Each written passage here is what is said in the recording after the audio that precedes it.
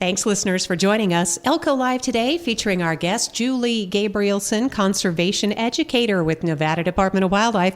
Welcome, Julie. We are in the thick of it. We are, and summer is here. It arrived with a vengeance. It did, and I'm loving every minute of it. I love all this sunshine. Yep. For sure. It is fantastic, and I'm really excited. The warm weather is here, and we're ready to just keep moving forward and adventuring through the summer. I love that you used adventuring, because going outdoors is always an adventure. You want to prepare for it. You want to have, the right kind of gear. You want to tell people where you're going.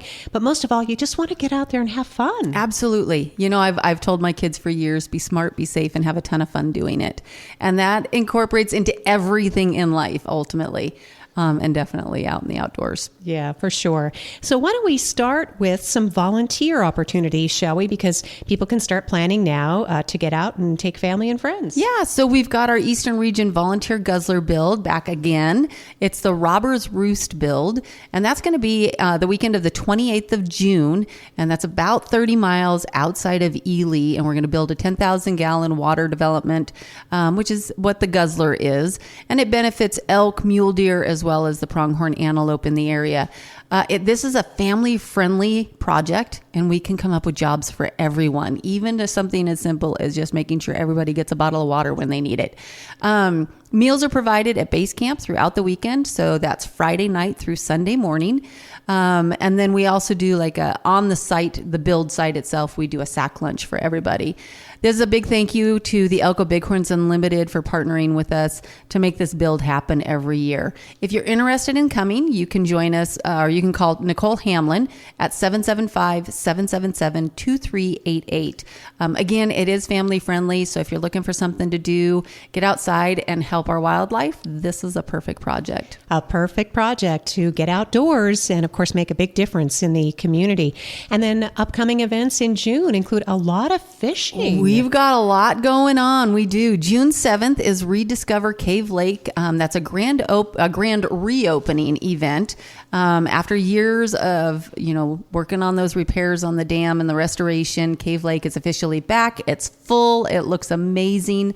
You can join us along with the Nevada State Parks and additional partners on Saturday the 7th. That's just next week at the Cave Lake State Park for a full day of outdoor fun, food, and festivities.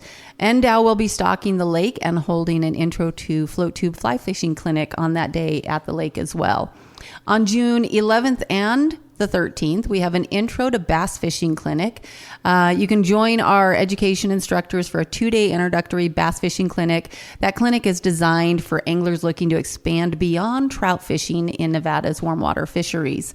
Attendance at both portions is required. Pre-registration is also required, and the clinic is open for anglers 12 and over. Day 1 is a classroom portion, and that's June 11th from 6 to 7 p.m. The students, you'll learn about equipment, technique, species profile, some lure and bait selection, and Eastern Nevada's top destinations for bass fishing. Then day 2 is the on the water portion. That's the extra fun part. And that's going to be June 13th from 8 to 12 p.m. Day 2 is dedicated to bringing it all together, everything that you learned on day 1, only on the water. We'll demo equipment and all the tackle, and it's all provided for you on the water portion of the class. You do have to have a valid Nevada fishing license, though. All right. You can get details about that. Your fishing license is available online, Julie? It is. Yep. You can get them online. You can get them at some of our local vendors, Walmart, Ace Hardware. I think even Cal Ranch does the vendor or the licensing for us, or you can always come into one of the offices. All right. Super cool. And then there is a date coming up in June in which you don't need a fishing license. It's kind of a try it out before you buy. It's a great day. It's Nevada Free Fishing Day on June 14th. No fishing license is needed for adults or children to fish any public water on that date. All limits and other regulations do apply, though. We're hosting 2 different events, one at the Carlin Chinese Gardens from 8 to 10:30, and Cave Lake, back at Cave Lake again, from 8 a.m. to 10 a.m. The first 50 anglers under 18 at both locations will receive a free fishing pole. Nice. Yeah. Well, that's a wonderful outreach. Again, the goal is to get people outdoors, get people fishing, to understand and respect the sport, and then to continue helping to conserve. Yeah, and at both these events, not only do we offer the free fishing poles for the kids for the first 50, but then we'll have folks walking around the shoreline offering help with baiting and tackling those rods back up, because sometimes some of those rods they're not put together yet. They don't have the line threaded through the eyes. And so we'll get in there and we'll help put hooks on. We'll, teach you how to bait the hook and string it up correctly.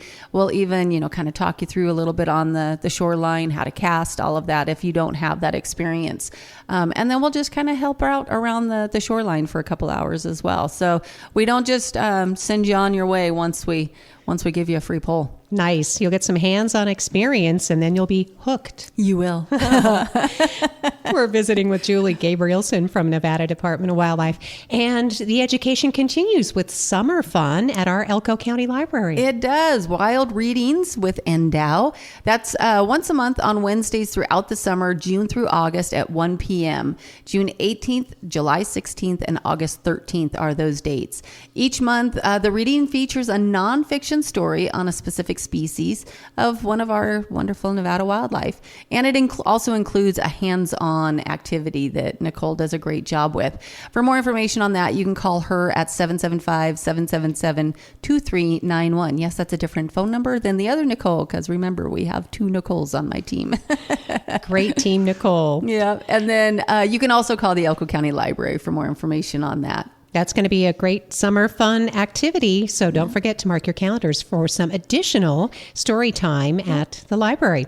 And then you mentioned, do you still have a couple seats for arrow building? We do. Okay. So arrow building class, this is a brand new class for us. This is our first time for this class, June 4th. And basically all you need to do is you need to bring your bow and you need to bring brand new arrows.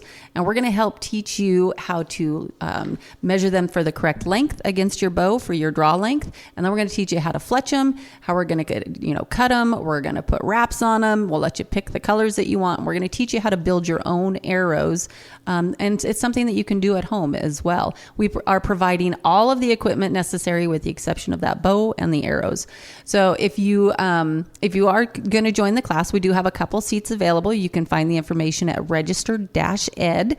Look under Nevada and then look up under archery education, and you'll find the class on there for June 4th to register. We do need you to be pre-registered. If you're going to join, make sure you bring any release item that you might use with that bow as well, because that'll help determine the correct draw length for measuring the arrow length. All right. And of course, archery is so popular here in northeastern Nevada. And there are classes. We'll talk more about that as we get back to school, but they're going to get out of school here pretty soon. Yes. So some happy people, some not so happy people as a result of the draw. It's kind of like a lottery. It is. So, you get what you get. Some people are really happy and some people are bummed that they didn't draw. But the draw did occur on the 21st, and those results were posted just before the holiday weekend on May 23rd. Call the office if you have any questions. Some people are seeing that they didn't have something on their website, but they saw a bank charge, and vice versa. So there's all kinds of things that can pop up with questions. So don't be afraid to call the main office, 775-777-2300, and they can help, work through all of those questions. If you drew a tag, you should receive it by July 1st through Postal Service. If you don't receive it, make sure you get a hold of the department and we'll see if we can get you another one. I mean, we can always get you another one, and we'll just see if we can track down why you may not have received the initial one. We do have the second draw coming up. That application period opens on June 9th and closes June 16th. Remember, Google Chrome is the best platform for NDOWlicensing.com. And back to our operations and those lovely ladies up front. Man, do they work hard. Don't purchase a vessel without a title. It is yard sale season. Call the office if you have a boat that you're looking at and it doesn't have a title, and find out what your options are there. It is a lot of work and very time-consuming work to try to get a title for a boat that doesn't already have one. So give them a call, and they'll work through all of your options on there. Also, we don't perform the OHV registrations or inspections. That is done. You can find out more for that on ohv.nv.gov. And we also don't sell the Nevada State Park passes. Those are all done at the parks.nv.gov website, or in person at the state parks. Oh, yeah. And I understood that some of these parks, I mean, they're filling up fast now that we have to make reservations. Yeah, some of them are. It's the way of the world now, isn't it? Yep, yeah. Yep. So don't neglect to do that. Just get on there, go online, or stop by and make your reservation so that you're not disappointed. Yeah. Make sure you've got your spot. Perfect. Yep. And speaking of getting out there on the water, Julie, boating is well underway, especially with these hot temperatures. Yeah, it is boating season for sure. And all we can say is wear your life jacket. They are required for 12 and under to be worn while on the vessel. Paddleboards, kayaks, they all need to wear PFDs. We have fatalities almost every year with these watercrafts, and they all could be prevented with the use of those PFDs and those life jackets. So make sure you're being smart out there. Remember, be smart, have fun, yes. All of that good stuff. So yeah, it is that time, and be aware of other boaters out there, float tubers. Sometimes we get out there playing and we don't see some of the smaller vessels out there. So make sure that you're really aware of that going on too. Yeah, it's important to follow those rules, be safe, be smart, like you said, and have a blast out there on the water. Yep. And we did see a case just recently where, thanks to tips, there were a couple of arrests of people suspected of harvesting elk illegally inside the Great Basin National Park, Julie. And so that's where OGT, Operation Game Thief, comes in really handy. It's just about protecting the resource. It really does. And that number, you can always put this in your phone and just keep it in your phone. That's Operation Game Thief, and it's 800-992-3030. And the great thing about that is that if you really don't want to give a name or anything, you can report anonymously. Our law enforcement division are top at finding out the information and getting the cases, where they need to go. So if you see something that's just a little hinky out there, don't approach somebody in the field. Just take as much information as you possibly can: vehicle color, vehicle make and model, license plate, maybe a description of the people that you're seeing doing, as well as the act that you're questioning, and make that phone call. Give it to the law enforcement to take over from there. We've also got the NDOW tip app, where you can do it via that app as well. All right. Again, a small way to make a big difference. And as more and more people are getting out and enjoying the backcountry, it's just a good idea to be prepared. Mm-hmm. Well, speaking of getting out, some people sort of claim ignorance and say, oh, I didn't know that I couldn't use this kind of bait, or I didn't know that I was harvesting the wrong animal. You got to know before you go, right, Julie? You do. And I mean, we have regulation changes every year. There's always something that changes in our regs. So it's really a good idea before you get out for the first time of the season is to familiarize yourself with any updated regs.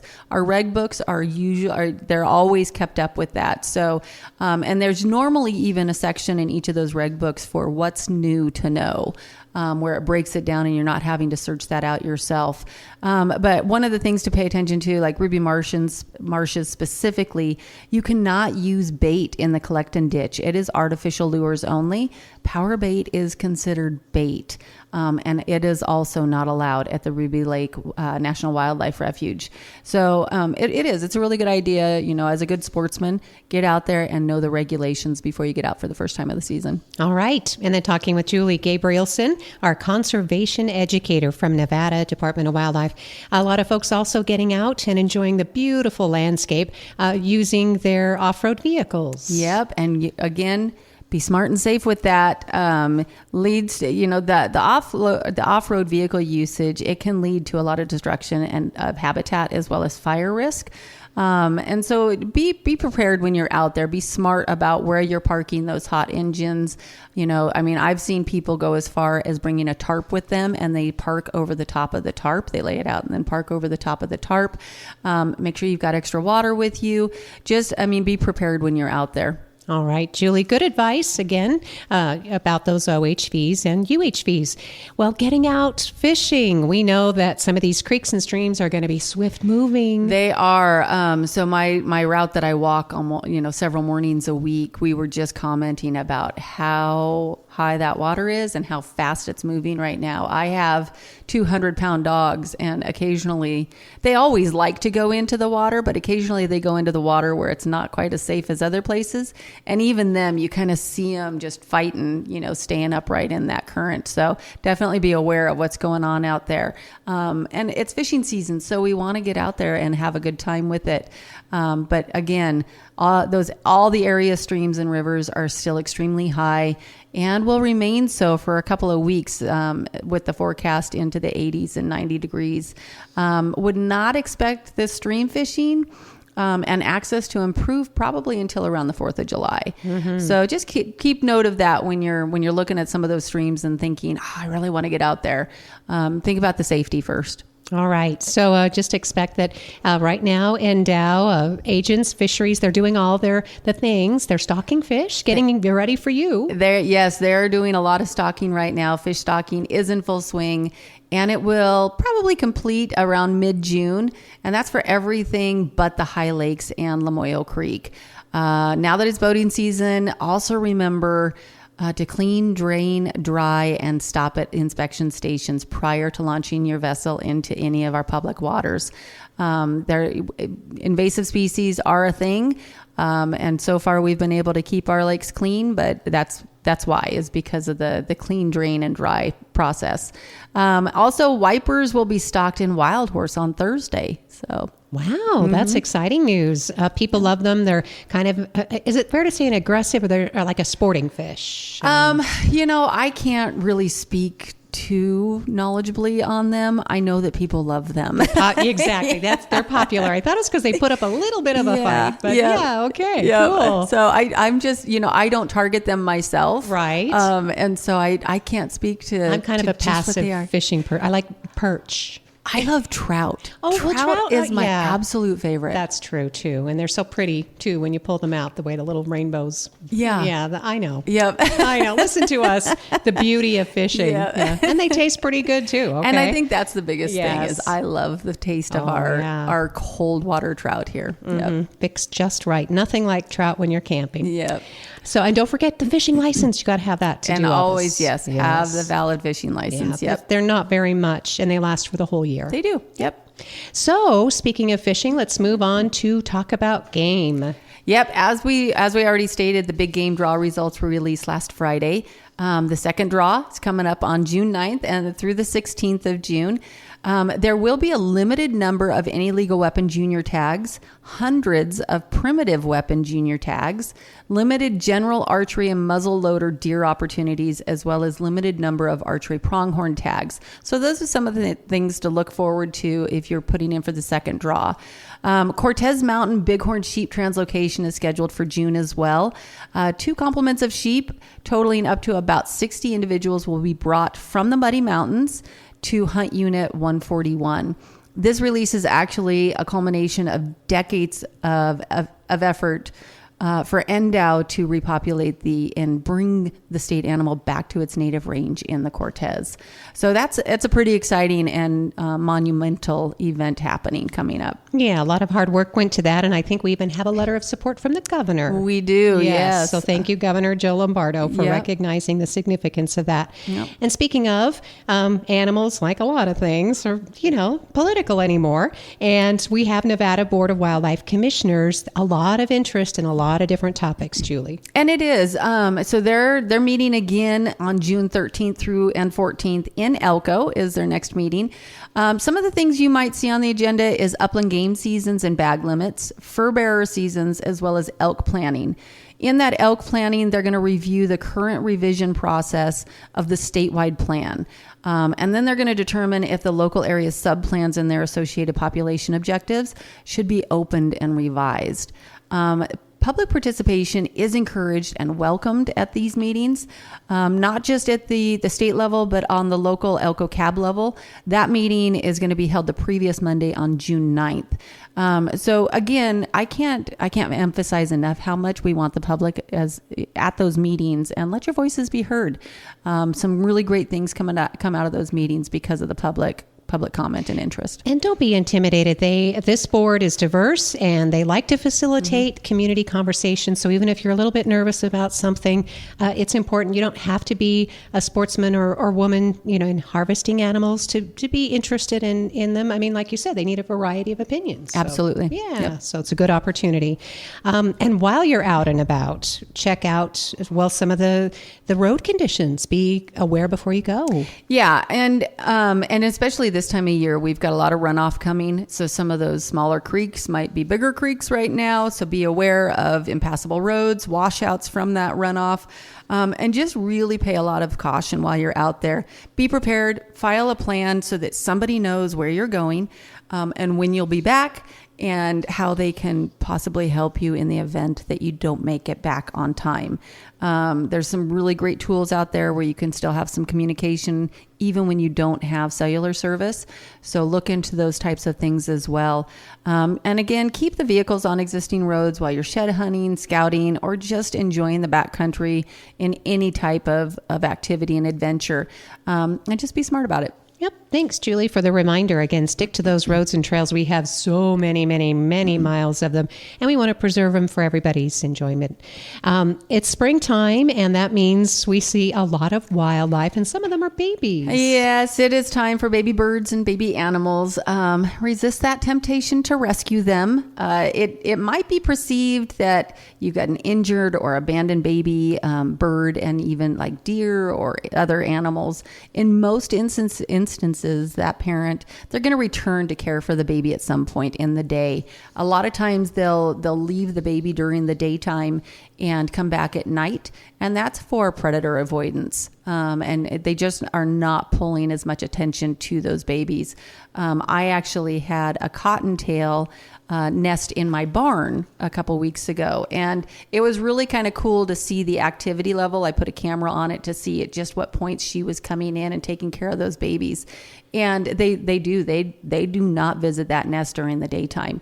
And even though my barn was pretty secluded and safe from general predators, she still did not come back during the daytime. It was only at night that she came in. Oh, yeah. So nap time during the day. Yeah. Yes, so leave those babies alone. Yep. By interfering, you're actually only reducing the chances for that animal to survive. So in theory, if you see that baby or that animal, alone by itself, just let it be. All right. Always good advice from Nevada Department of Wildlife. By the way, if you are a parent and you want to help your kids better understand, that cycle of life, there are lots of great videos on the YouTube channel that NDOW hosts. We do. Yeah. And we're trying to keep that as updated as we can.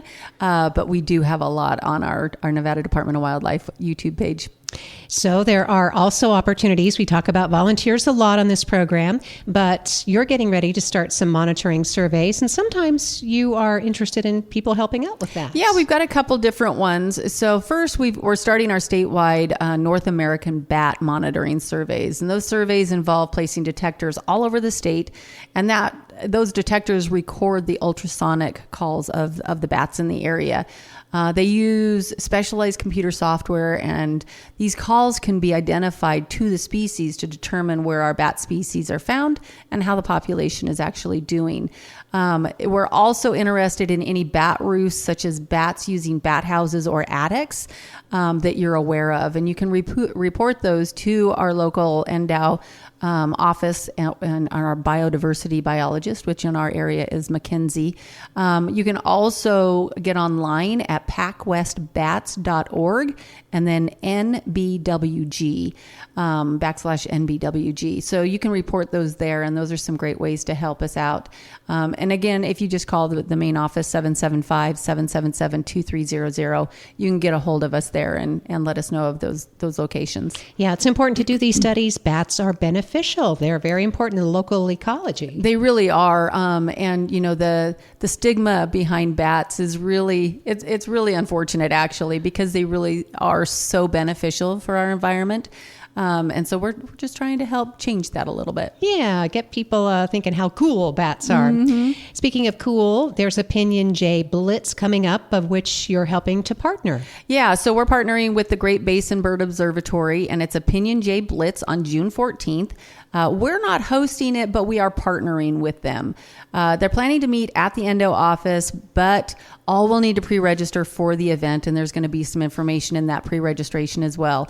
You can find that information on the calendar for the 2025 calendar on the Great Basin Bird Observatory website, and that is gbbo.org, and then look up the Elko Bio Blitz, and you can find more information on it there. Again, these birds are an important indicator species, so you'd be helping out a lot by participating. So we're also seeing, and some of them are on Facebook, and so, your toes will just curl with some of the photos. People are getting so close to some of the snake sightings that we're seeing, Julie. I think I saw one the other day for one in Walmart parking lot. Oh, yeah. I think I missed that one. Let's hope that one was a gopher versus rattlesnake, right? Yeah. And so Great Basin rattlesnake versus the Great Basin gopher snake. With the warmer weather, snake sightings are going to be on the rise, especially in the Spring Creek area. Two snakes that look very similar but are actually very different from each other is the Great Basin rattlesnake and the Great Basin gopher snake. The main difference is one is venomous and one is not. So the rattlesnake is our venomous. It is our only venomous snake in this region. And the gopher snake is not. How to tell the difference? There's a couple different ways, and I would really recommend you going online. The head shape's different. Some of their behavior's a little bit different, but the gopher snakes are pretty sneaky because as their own defense mechanism, they can mimic the sounds and the look of a rattlesnake. So it's definitely something that you want to do some research on. We've got some pamphlets at the main at the office here in Elko that you can pick up as well, that kind of dials in some of those differences.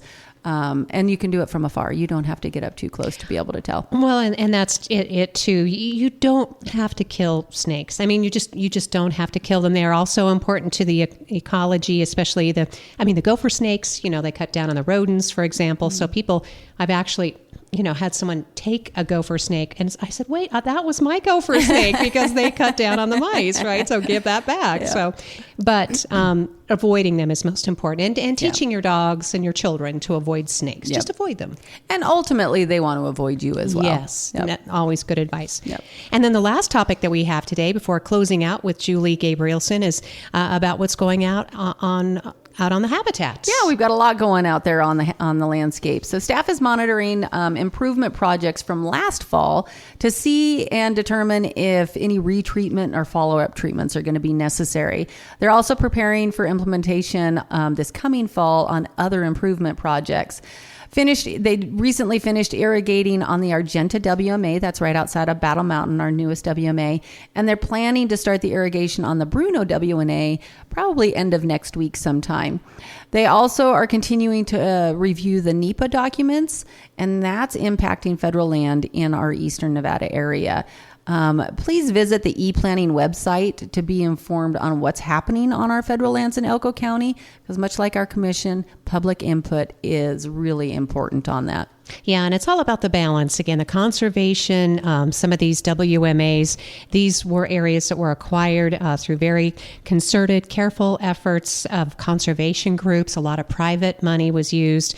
There is partnering, but it's all about having these wild spaces and places for birds and animals for the future. Absolutely. So you can do your part. I know the city of Elko, hopefully they'll, getting through some of the big projects that they have going on, Julie, but they're really excited about the urban fishery and working ongoing with NDOW for that too. We are too, and we're in that planning process.